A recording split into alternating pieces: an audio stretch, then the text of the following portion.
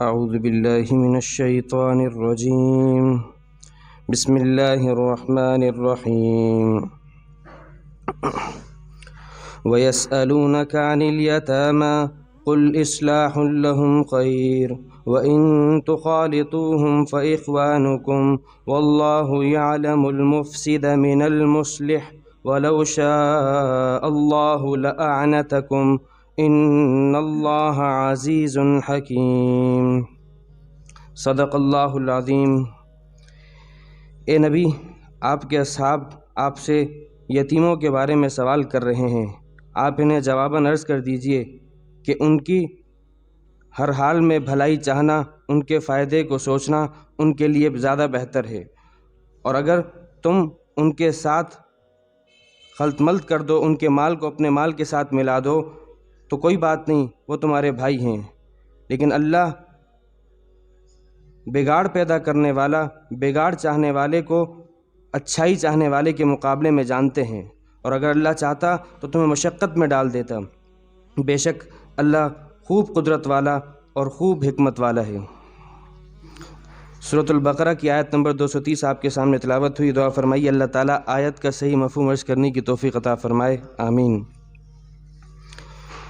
حضرات صحابہ کرام رضوان اللہ تعالیٰ علیہ مجمعین کے سوالات کے جوابات اللہ تعالیٰ دے رہے ہیں۔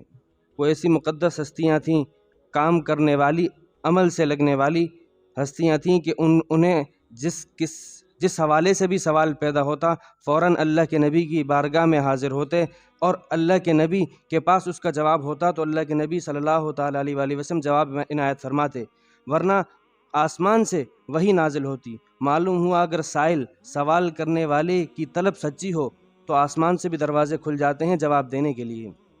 تو حضرات صحابہ کرام کے 5 سوالات کے جوابات گزر چکے ہیں، اب چھٹا سوال ہے، اس چھٹے سوال کا جواب اللہ تعالیٰ عنایت فرما رہے ہیں۔ دیکھیے قرآن کریم شریعت کا اصول یہ ہے کہ کسی کا بھی مال، چاہے وہ مسلمان ہو چاہے وہ کافر ہو، کسی کا بھی مال اس کی اجازت کے بغیر استعمال کرنا جائز نہیں ہے، بالخصوص جب کہ وہ بچہ ہو یا بچی ہو، اور پھر اس پر بالخصوص یہ کہ وہ یتیم ہو۔ یتیم کون ہوتا ہے کہ نابالغی کی حالت میں اس کے والد کا انتقال ہو جائے۔ چنانچہ اگر ہر شخص کا یتیموں سے واسطہ پڑتا ہے، مثال کے طور پر اگر میرے یتیم بھتیجا ہو، یتیم بھانجا ہو، یا میرے والد کا انتقال ہو چکا ہے اور میں بالغ ہوں، تو میرے والد کے بعد جو میرے نابالغ بچے ہوں گے، نابالغ بھائی ہوں گے، نابالغ بہنیں ہوں گی، وہ یتیم ہیں۔ ان یتیموں کی اور اگر ان کو وراثت میں حصہ ملنا چاہیے۔ افسوس سے کہنا پڑتا ہے ہمارے معاشرے میں وراثت کی تقسیم کا تصور ہی ختم ہو چکا ہے۔ جو سب سے بڑا ہے وہ وراثت پر ایک چودھری، ایک سانپ بن کر بیٹھا ہوا ہے۔ قرآن کریم نے یہ واحد میراث کے مسائل ہیں کہ آگے آئے گا، پورے رکوع قرآن کریم نے مکمل تفصیل کے ساتھ نازل کیے، لیکن آج ہمارے معاشرے میں میراث کی تقسیم ایک ایسی چیز بن چکی ہے کہ جس کا کسی کو کچھ اندازہ ہی نہیں، اور حرام کھا بھی رہے ہیں، اپنی اولاد کو بھی کھلا رہے ہیں۔ تو جب ایک یتیم وراثت میں کچھ مال چھوڑ کے گیا ہے تو قرآن کریم اس بات کو مختلف مقامات پہ بیان کر چکا ہے کہ اس کے مال کی کتنی اہمیت ہے، اس کے مال کو کھانا کتنا سخت گناہ ہے۔ قرآن کریم سورۃ النساء آیت نمبر 2 میں فرماتا ہے وَآتُوا الْيَتَامَى أَمْوَالَهُمْ وَلَا تَتَبَدَّلُوا الْخَبِيثَ بِالطَّيِّبِ، یتیموں کو ان کا مال دو، اور ان کے مالوں میں سے ایسا نہ ہو کہ اچھا خود رکھ لو اور جو اپنا مال خراب ہے وہ انہیں دے دو۔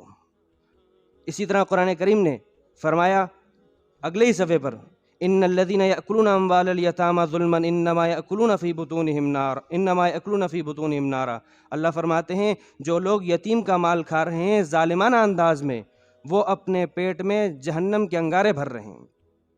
قرآن کریم سورۃ الانعام میں کہتا ہے وَلَا تَقْرَبُوا مَالَ الْيَتِيمِ، یتیم کے مال کے قریب بھی مت جاؤ۔ ہاں، اس کے مال کے قریب جانا ہو تو اس انداز میں جانا کہ جس انداز میں اس یتیم کے مال کو فائدہ پہنچے، اس یتیم کو فائدہ پہنچے۔ جب یہ آیات نازل ہوئیں کہ یتیم کے مال اس کا معمولی سا حصہ بھی ہم کھا لیا تو ہم اپنے پیٹ میں جہنم کے انگارے بھر رہے ہیں، تو قرآن کریم کی یہ آیات سن کر صحابہ کرام جو کہ ماننے والی ہستیاں تھیں فوراً لرز اٹھے، یا رسول اللہ ہمارے یتیم کوئی بھتیجا ہے، کوئی یتیم بھانجا ہے، ہمارا یتیم بھائی ہے، ہم اور ہمارے اس کے پاس مال بھی اس کا موجود ہے. اب اگر ہم اس کے مال کو کھانا بناتے ہیں اس کے لیے الگ سے، تو الگ سے کھانا بناتے ہیں تو خرچہ زیادہ آتا ہے، اور اگر الگ سے بناتے ہیں تو پھر اس نے نہیں کھایا یا زیادہ بن گیا، بچ گیا، تو اب اس زمانے میں کوئی کھانے کو محفوظ کرنے کے تو انتظامات نہیں تھے. تو فرماتے ہیں یا رسول اللہ اب کھانا بچ جاتا ہے، اب اگر ہم وہ کھا نہیں سکتا اور کھانا ضائع ہو جائے گا تو ہم کیا کریں؟ خود بھی نہیں کھا سکتے. قرآن کریم کہہ رہا ہے کہ تم جہنم کے انگارے بھر رہے ہو. اور اگر ہم اس کے کھانے کو اپنے کھانے کے ساتھ ملا کر بناتے ہیں، یعنی ایک ہی کڑھائی کے اندر یتیم کا مال بھی اور ہمارا مال ساتھ تیار، اس سے کھانا تیار ہو رہا ہے، تو اب اس میں کیسے پتہ چلے کہ ہم اپنا حصہ کھا رہے ہیں اس کا حصہ کھا رہے ہیں؟ چنانچہ وہ جو ہستیاں تھیں وہ فوراً پریشان ہو گئیں کہ ہم تو جہنم کے انگارے بھر رہے ہیں. تو قرآن کریم اور فوراً اللہ کے نبی صلی اللہ تعالیٰ علیہ وسلم کی بارگاہ میں حاضر ہوئیں. تو اللہ تعالیٰ نے قرآن کریم میں ان کے اس سوال کا، ان کے جو ایک اشکال ہوا تو اس کا جواب دیا ہے. قرآن کریم میں اللہ تعالیٰ فرماتے ہیں، جو جواب دیا اس کا حاصل یہ ہے، اللہ فرماتے ہیں دیکھو تم نے ہر حال میں یتیم کے مال کی رعایت دیکھنی ہے کہ اس میں اس کے مال کی بچاؤ کس صورت میں ہے. آیا ہو سکتا ہے بعض صورتوں میں بچاؤ اس کی مصلحت اس صورت میں ہو کہ تم ملا کر پکاؤ، اور بعض صورتوں میں ایسا ہوگا کہ الگ کر کے پکاؤ. تو جس میں اس کو فائدہ ہوگا تم نے اس چیز کو دیکھنا ہے. لہٰذا ہم تمہیں لگا بندہ اصول نہیں دیتے، تمہیں یہ بتاتے ہیں کہ تم اصلاح کرنے والے بنو، ایسے بنو کہ جس میں یتیم کو فائدہ پہنچے. چنانچہ اللہ تعالیٰ فرماتے ہیں وَيَسْأَلُونَكَ عَنِ الْيَتَامَىٰ، اے نبی آپ کے اصحاب آپ سے سوال کر رہے ہیں یتیم کے بارے میں کہ اس کے مال کو ہم اپنے ساتھ ملا کر کھائیں یا کیا کریں. اللہ تعالیٰ فرماتے ہیں کہ قل، اے نبی آپ ان سے کہہ دیجئے اصلاح لہم خیر، ہر حال میں ان کی بھلائی چاہنا یہ اصول ہے، یہی سب سے بہتر ہے. دیکھیے اصلاح ایک ایسا لفظ ہے کہ ان کی جسمانی، ان کی اخلاقی، ان کی معاشی، ان کے ہر اعتبار سے آپ نے ان کی بھلائی چاہنی ہے. لیکن افسوس سے کہنا پڑتا ہے آج ہم نے اپنی اولاد کے بارے میں صرف ہم باپ بنے ہوئے مغذی، یعنی غذا دینے والے، خوراک دینے والے، ہم مربی نہیں ہیں. تربیت ہمارے معاشرے سے یہ نکل چکی کہ ہم اولاد کی تربیت کریں، ایسی تربیت کہ جو تربیت اسے دنیا اور آخرت دونوں میں سرخرو کریں. ہم نے صرف اس بات کو سمجھ لیا کہ اسے، ہاں اس بات سے تو بڑی فکر ہوتی ہے کہ اس کو معمولی سا بخار ہو جائے، معمولی سا آگ کے قریب ہو جائے تو ہم لرز اٹھتے ہیں، لیکن اس بات کی پرواہ نہیں ہے کہ جہنمیوں والے جو کام کرے گا، یا وہ اس وقت جو گانے سن رہا ہے، جو افسوس سے کہنا پڑتا ہے باپ خود فیس بک چلا رہا ہے، وہ خود ننگی ویڈیوز دیکھ رہا ہے، تو بچے کو کیسے تربیت کرے گا اس کی؟ تو اصلاح کے اندر ہر چیز آ گئی. تو اللہ فرما رہا ہے تم نے یتیموں کی بھی اصلاح کرنی ہے. اصلاح میں ان کے مال، ان کے اخلاق، ان کی تربیت، ان کی جسمانی ہر اعتبار سے تم نے ان کی بھلائی چاہنی ہے. تو ہم آج اپنی اولاد کی نہیں کر رہے، قرآن کہہ رہے تم یتیموں کی کرو. تو اللہ فرماتے اصلاح لہم خیر، ہر حال میں ان کی بھلائی چاہو.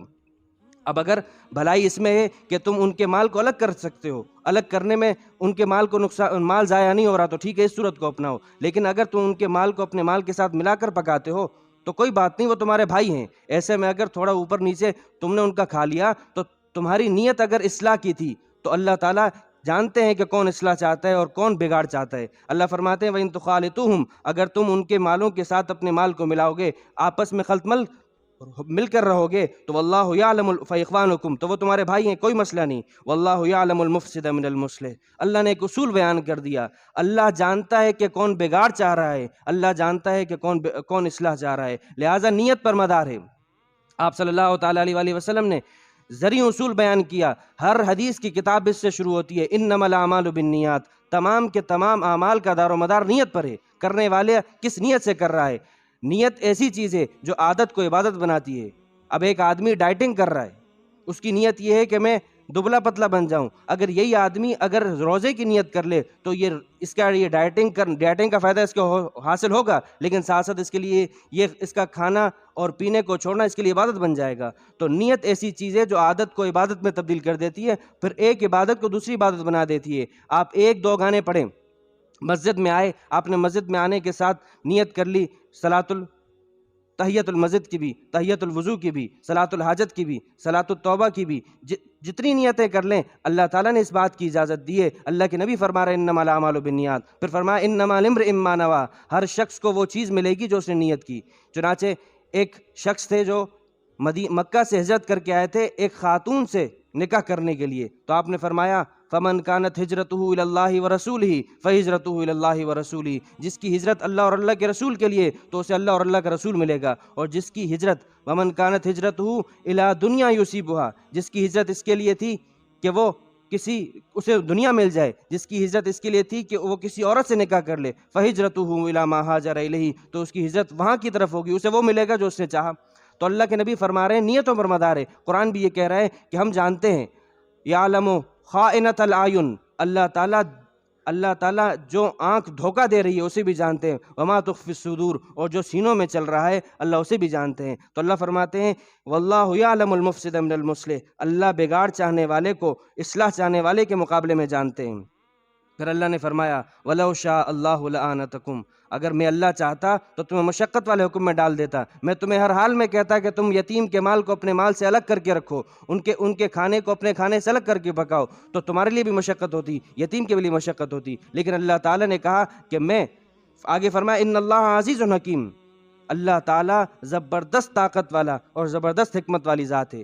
دیکھیے قرآن کریم جب بھی حکم دیتا ہے، حکم دینے کے بعد اپنی صفات گنواتا ہے، واللہ العظیم ان صفات میں ان پورے حکم کو کرنے، ان حکم سے ڈرنے، اس حکم سے نہ کرنے کی صورت میں جو ہمارے لیے چیز ہوگی وہ اللہ تعالیٰ ان صفات میں گنوا دیتے ہیں۔ اللہ فرماتے ہیں ان اللہ عزیز، میں غالب ہوں، میں قدرت رکھتا ہوں، لہٰذا میں اس حکم کو چاہتا تو تمہارے اوپر ایک ہی حکم رکھتا، لیکن میں حکیم ہوں کہ میں نے تمہارے لیے آسانی چاہی۔ عزیز کا لفظ قرآن کریم میں تقریباً 92 دفعہ آیا ہے، اور حکیم کا لفظ 94 دفعہ آیا ہے۔ اس میں اس بات کی طرف اشارہ ہے کہ، اور آپ کے سامنے یہ بات پہلے آ چکی کہ مخلوق کو اللہ کی صفات اپنانی چاہیے۔